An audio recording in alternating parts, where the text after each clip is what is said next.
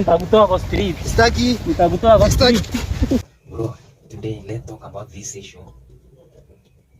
Whereby, yani unaona, the good people are the one who are eliminated. Hata ukiangalia kwa government unaona, these good people and working ones ndio wanatolewa. So a person like Geoffrey Musalia hakuwa anafaa kutolewa. Hakuwa anafaa kutolewa kwa ile located alikuwa located. He was even supposed to be made a national ministry.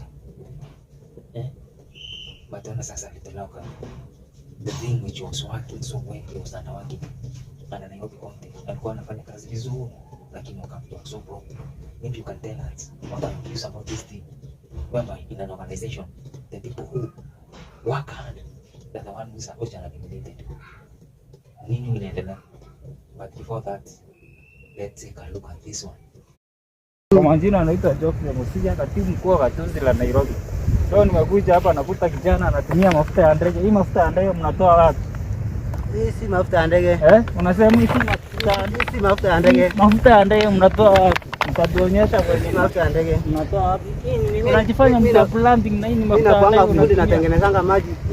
Hii ni. Hebu leta kiberiti hapo. Hiyo si mafuta ya ndege. Hii ni mafuta ya ndege bwana. Si mafuta ya ndege.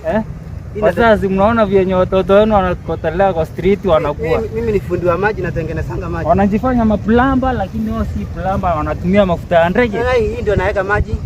Naweka maji. Wewe nitakutoa kwa street. Nitakutoa kwa street. Nakaa kwa street stoki. Wazazi mkujie watoto wenu. Unaitwa nani? Mimi. Kuleta kamera karibu. Wewe unaitwa nani? Mimi ni Geoffrey Musalia, katibu mkuu wa gatuzi la Nairobi. Hata mimi natengenezanga maji. Sisi ndio mafuta ya ndege hii. Si mafuta ya ndege. Wewe nitakutoa kwa street. Sitaki. Nitakutoa kwa street.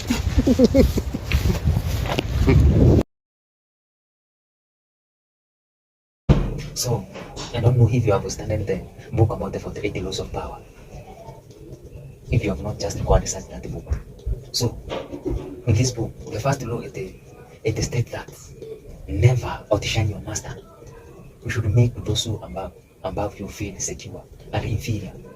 I want to give you an example with the government of Jomo Kenyatta.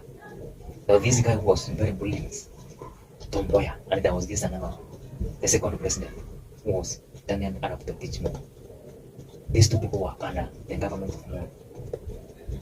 But this man Tom Mboya was so brilliant, so he made Jomo Kenyatta's cycle feel that they were insecure.